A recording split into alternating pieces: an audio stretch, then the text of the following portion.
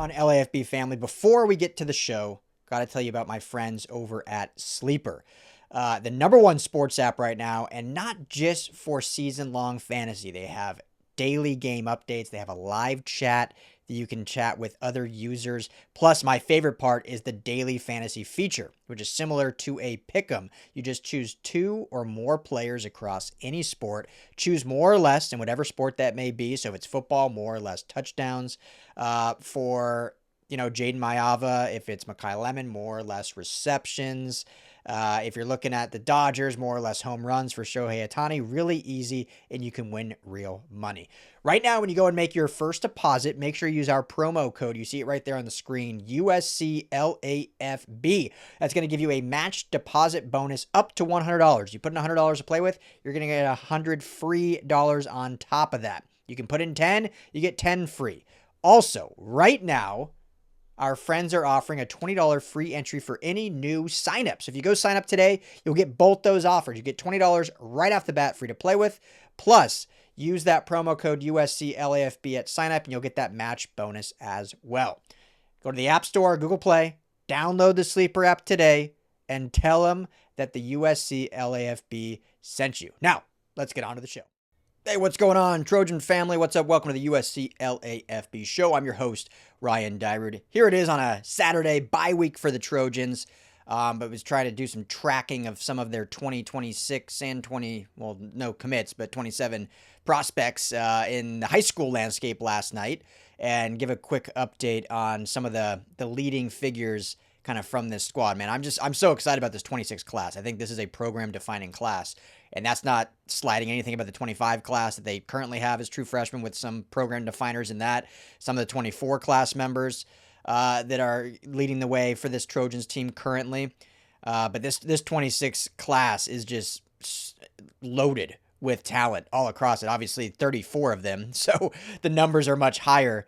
But they've just got some really talented kids, I think, that are going to have an impact as freshmen probably next year, and also, going into when they become veterans and develop more down the stretch. So a lot of good stuff that I've seen from a lot of these high school kids. I wanted to get into that. So real quickly though, how nice is it? I know it was not really Trojan fans, but some from the outside were, projecting some, whatever you want to call it, hate, whatever, which, is USC, so that's going to happen. But with this Chad Bowden policy and of, once a recruit commits, that's it, can't take any visits. Obviously, the chatter grew about this policy after their top commit, Xavier Griffin, at the time. It now just seems like such a long time ago, but essentially decommitted, and now he's, in the SEC. Primarily because of this policy, was still kind of like, committed to SC, but wanted to take some visits and kind of continue his recruitment. And SC said, hey, if you want to do that, that's great, but you can't stay committed to us. Like, we want everyone all in. So that was kind of the chatter, and, whether you like it or love it, what I'm trying to say is, how nice is it right now? Just knowing that, like, this class, they're not taking visits.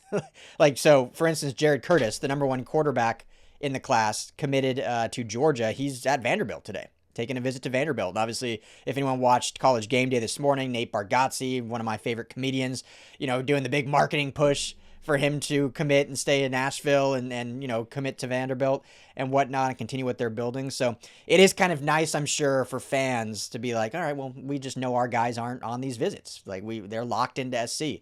And all of them seemingly are very locked into USC. So let's start with Luke Welful. I mean, this kid is special. Just a freak athlete for being a high school senior. 6'6", 240, somewhere in that range.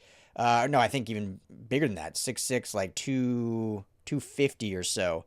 Let me see here. 255. 6'6", 255. Let's get that right. So, you watch him play.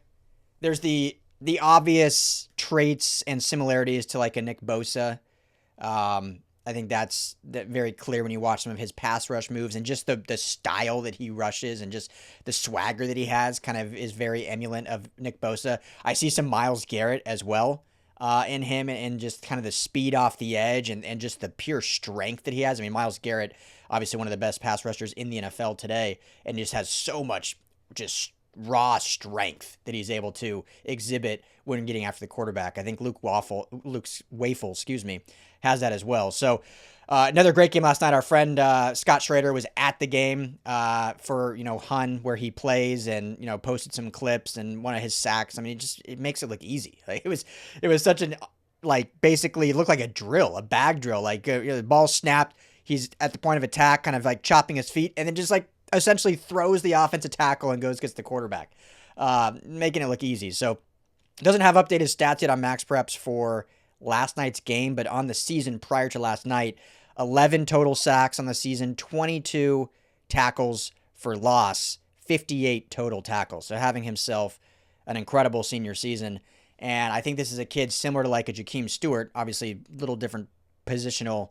Jakeem plays a little bit more in line on that 3-tech, and I think Welful has the size to play 3-tech, but I think he's best suited out on the true edge. But I think he's a guy that can absolutely play as a freshman next year. Obviously you want to have depth where you're not needing freshmen to be step up, kind of like what is happening right now with this Trojans team when we talk about this youth. But I think he's good enough where he's going to just force his way on the field. Like their coaching staff won't have an option. Like why would they not put him out there? I think he's that good. So yeah, Luke Welful, going to be a special one. Scott Schrader also said after the game that he was able to talk to him. I think he's released all his notes, but basically said that he's fully locked in and committed to USC, which is always great to hear. So no wavering there at all no waffling from Welful, I guess I should say, is a good way to put it, locked in with your USC Trojans. Elbert Hill, let's talk about him. Rock Hill, another tremendous DB commit, having a fantastic season over in Ohio, and just locking it down in terms of his coverage. Had another interception last night. I think he's up to 8 interceptions on the season, and just another really special player that is going to contend for playing time as a true freshman. You think of like Alex Graham, had he not gotten hurt, would probably be kind of the full-time nickel at this point, if he was able to complete a full fall camp based on conversations we had, and as a true freshman would be able to make an impact. Now, obviously, being injured, and now he's trying to catch back up to where he was prior to that. We haven't seen a ton of him on the field, and we could see him down the stretch after the bye. But a guy like Elbert Hill, I think, is someone that could absolutely, contend to be a true game wrecker or game impact player as a freshman. You think about, loaded DB class all around, but you think about Elbert Hill, Brandon Lockhart, and then obviously Sermons, who reclassified but was in that 26 class originally. Those 3 guys are elite defensive backs in the same class that could all have major impacts next year. Brandon Lockhart obviously having a fantastic season so far for Sierra Canyon. So I think Elbert Hill is a guy that wasn't underrated. He was the second or third overall defensive back in the class, the cornerback in the class. So obviously highly touted across the nation, but a guy that kind of, I think, hasn't got a ton of conversation nationally since committing to USC. And he's just absolutely lighting it up as a senior in high school. So super excited about him and what he's going to bring to this class, and the ability that he'll have as a true freshman potentially to play. Trent Mosley, another, I think, just incredible athlete, receiver out of Santa Margarita, who's having a great season thus far. Another big game last night. He had a big game against St. John Bosco, and another one against Orange Lutheran last night. 10 catches, 100 yards. Was able to rush for 2 more scores, just like he had against John Bosco. So really an elite playmaker that, I'm not saying he's going to be a run the ball a lot at the college level, but has that speed and shiftiness. Whereas if they want to do some of those jet sweeps and jet motions like we've seen Lincoln Riley do in the past, quite often, he can certainly be used in that regard. And I think when you look at his skill set, what Lincoln Riley and USC wanted to do with Zachariah Branch, and it just didn't. It worked in his freshman year, and just for whatever reason last year just did not work out. That's how they can utilize Trent Mosley. He has that size, but still has has that speed, but still has good size where he can. You just want to put the ball in his hands and see what he's able to do with it, because he's an elite route runner, elite point of attack in terms of catching the football, elite hands. And so this is a kid that, is not ranked as a 5-star, but plays with a 5-star mentality and can absolutely come into this Trojans program as a freshman, similar to how Zachariah Branch did, and really step up. So, we got a long way to go to see what happens with this current receiving class with Mekhi Lemon, Jacoby Lane. If they both do go to the draft, does USC go in the portal and kind of get one, maybe two kind of guys they feel can fill those roles? Because there's going to be a lot of youth after that. But Trent Mose is a guy that I think will have an impact as a freshman 100%. So, just another fantastic game from him and someone that, I'm really excited about. And, just confirming Albert Hill does have 8 interceptions on the season, which is pretty incredible. So, and then lastly, I was trying to do some coaching trackers on the bye week where they went. Didn't see a ton out there, but Lincoln Riley and Dennis Simmons, wide receiver coach, we're down to watch Boobie Feaster at DeSoto, who remains locked in with the Trojans, obviously, which everyone should breathe easy on that. And, he's having a great season also. I was able to watch, was it last week? I think it was last week when DeSoto played Duncanville. It was like the Max Prex game of the week. So watch that. Then he had his 2 touchdowns and just elite speed. I think that's what's maybe underrated about him. You look at the size as just a junior, obviously reclassified to the 26th class. So he's got really good size and is going to continue to grow into that and grow more. But the speed, Duncanville is a elite high school program in Texas. It's not some 2-win program that just doesn't have the players to keep up. Like, that's a good program, a good defense. They won that game by 20 points or something. And one of his catches was just like a very simple kind of, dig out route, 5-yard, that he ends up taking it almost 70 yards to the house. And just the breakaway speed that he had from those Duncanville corners was eye popping. And so the fact that you're going to have Feaster and Mosley in this class, along with some other great receivers they have, and Luke Weaver, and I can go down the list, it's really exciting. And so, again, I don't want to get ahead of ourselves. Obviously, Mekhi Lemon is going to be a huge loss, which I don't see any reason why he wouldn't go to the draft. Jacoby Lane, we'll see. I think the injury hurt him a little bit, his draft stock. But either way, those are going to be big shoes to fill. And again, you don't want freshmen to be forced to do that, but they have so much talent that you at least feel good about the prospects of that. Obviously, Tinnock Hines then will be a sophomore.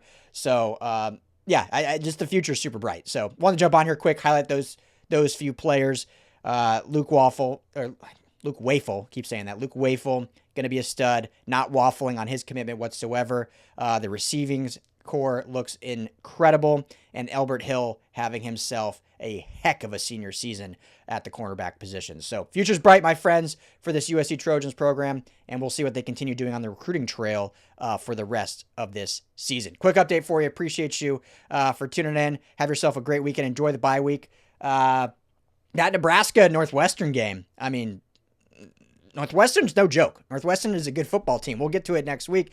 Obviously, we got Nebraska, but then you got Northwestern on a Friday night, and then you got Iowa. So, the tough stretch for this USC Trojans team. No layover games the rest. UCLA is getting their doors blown off by Indiana, but who doesn't? So, there is no easy game the rest of the way for this Trojans team, and they've got to get up and get it right to make this season back on track and finish strong. So we'll get all into that next week as we prepare for Nebraska, but everyone have a great Saturday. As always, fight on, fam.